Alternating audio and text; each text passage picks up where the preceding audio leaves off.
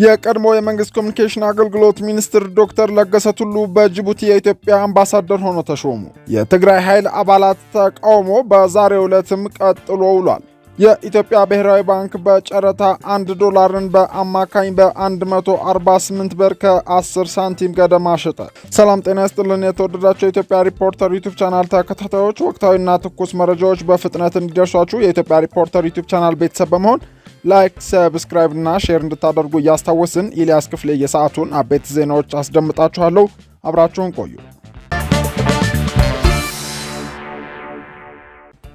የኢትዮጵያ ብሔራዊ ባንክ በጨረታ $1 በአማካኝ በ148 ብር ከ10 ሳንቲም ገደማ ሸጠ። የኢትዮጵያ ብሔራዊ ባንክ ዛሬ ጥቅምት 4 ቀን 2018 ዓ.ም ባካሄደው 10ኛ ዙር የውጭ ምንዛሬ ጨረታ 150 ሚሊዮን የአሜሪካ ዶላር አቅርቦ በ148 ብር ከ1007 ሳንቲም ሸጧል። ባንኩ ከመጋቢት ወር 2017 ዓ.ም ጀምሮ እያካሄደ የሚገኘውን የውጭ ምንዛሬ ጨረታ መቀጠሉን ገልጾ በዘንድሮ በጀት ዓመትም ወደ ብሔራዊ ባንክ የሚገባው የውጭ ምንዛሬ እየጨመረ በመምጣቱ ባንኩ የተወሰነ የውጭ ምንዛሬ ድርሻን ወደ ባንክ ስርዓት እንዲገባና ለዋጋ እንዲሁም የውጭ ምንዛሬ ገበያ መረጋጋት ከፍተኛ ሚና እንዲኖረው በሚል በዛሬው ዕለትም ጨረታው ቀጥሏል። ባንኩ ዛሬ ባካሄደው ጨረታም 31 የንግድ ባንኮች እንደየድርሻቸው የውጭ ምንዛሬ ተጫርተው ወስደዋል ሲል ያስታወቀ ሲሆን አስፈላጊ ሆኖ በተገኘበት አጋጣሚ ሁሉ የውጭ ምንዛሬ ጨረታው ይቀጥላል በማለት ገልጿል።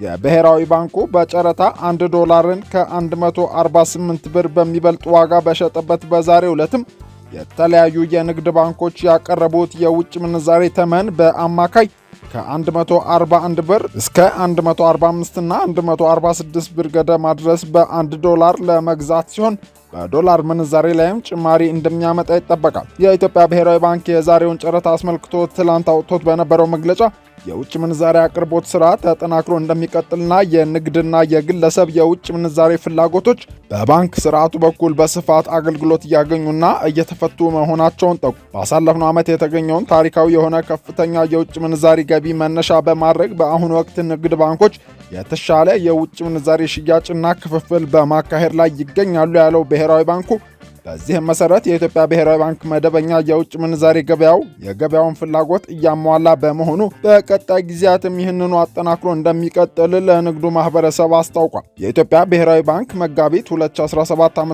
ላይ ባደረገው የመጀመሪያው የውጭ ምንዛሬ ጨረታ 50 ሚሊዮን የአሜሪካ ዶላር ለንግድ ባንኮች በማቅረብ ብሔራዊ ባንኩም በወቅቱ ባወጣው መግለጫ 12 ባንኮች በአማካይ አንድ የአሜሪካ ዶላርን በ131 ብር ገደማ እንዲገዙ ሆኖ ነበር።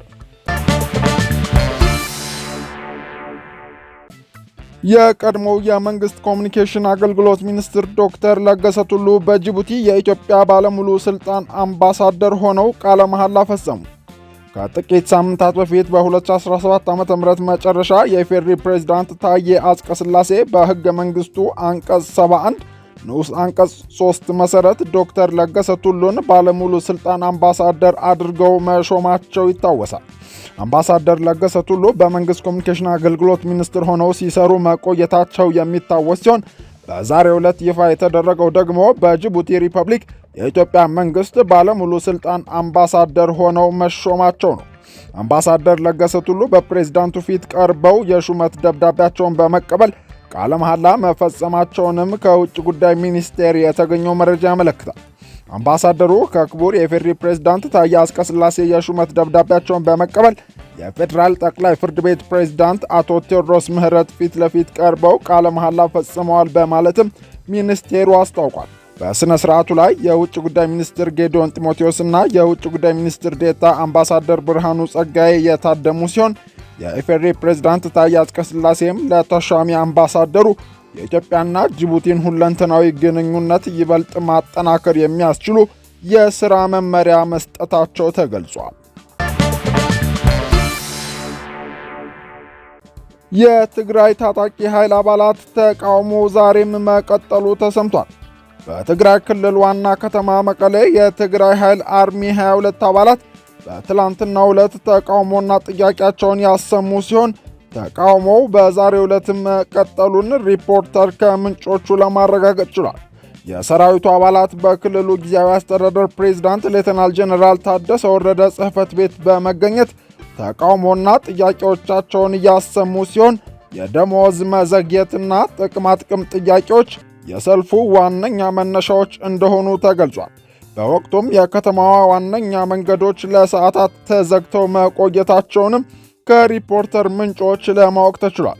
የትግራይ ኃይል አርሚ 22 አባላት ካምፕ በአሉላ አባነጋ አየር ማረፊያ አካባቢ እንደሆነ የገለጹልን ምንጮች መነሻቸውን ከካምፑ በማድረግ ወደ ፕሬዝዳንት ጽሕፈት ቤት ማቅናታቸውንና ወደ ጽሕፈት ቤቱ ገብተው ድምፃቸውን ለማሰማት ጥረት ቢያደርጉም ፕሬዝዳንቱ በወቅቱ አለመኖራቸው ስለተገለጸላቸው ለሰዓታት መንገድ ዘግተው መቆየታቸውን ጠቁመዋል።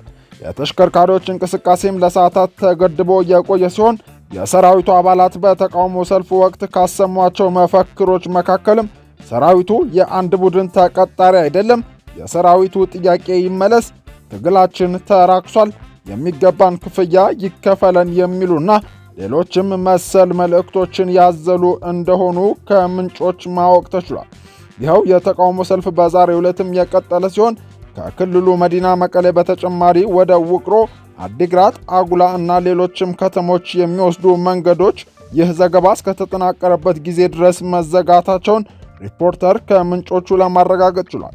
ሪፖርተር በጉዳዩ ዙሪያ የክልሉን የጊዜያዊ አስተዳደር አመራሮች ለማነጋገር ከትላንት ጀምሮ ያደረገው ተደጋጋሚ ጥረት ሳይሳካ ቀርቷል። ይሁን እንጂ ትላንት ከ11 ሰዓት በኋላ ለተቃውሞ ሰልፍ አደባባይ የወጡት የአርሚ 22 አባላት ተወካዮች የትግራይ ጊዜያዊ አስተዳደር ፕሬዝዳንት ሌተናል ጄኔራል ታደሰ ወረደን ጨምሮ ሌሎች የክልሉ ከፍተኛ ኃላፊዎች በተገኙበት ውይይት ማድረጋቸውንና በውይይቱ ላይም ከክልሉ ባለሥልጣናትና ከሰራዊት አባላት ተወካዮች ውጪ ሌሎች አካላት አለመታደማቸውን እንዲሁም ጥያቄዎቹ ደረጃ በደረጃ ታይተው ምላሽ ያገኛሉ የሚል ምላሽ እንደተሰጣቸው ዓለም አቀፍ መገናኛ ብዙሃን አስነብበዋል። በትግራይ ኃይሎች ውስጥ ከሀገር መከላከያ ሰራዊት፣ ከቀድሞው የክልሉ ልዩ ኃይል እንዲሁም ጦርነቱ ከተጀመረ በኋላ የተሳተፉ ወጣቶችም የሚገኙበት ሲሆን እነዚሁኑ አባላት ያካተተው አርሚ 22 አባላትም ከደሞዝና ጥቅማጥቅም ጥያቄ ጋር በተያያዘ ያላቸውን ቅሬታ እንዲሁም ተቃውሞ ለማሰማት ከትላንትናው ዕለት ጀምሮ አደባባይ ወጥተው ይገኛሉ። የተወደዳችሁ የኢትዮጵያ ሪፖርተር ዩቲዩብ ቻናል ቤተሰቦች ለወቅታዊና ትኩስ መረጃዎች የኢትዮጵያ ሪፖርተር ዩቲዩብ ቻናል ቤተሰብ እንድትሆኑና ላይክ፣ ሰብስክራይብ እና ሼር ማድረግ እናስታውሳለን። የሰዓቱ አበይት ጉዳዮቻችን ያደመጣችኋቸውን ይመስላሉ። መልካም ጊዜ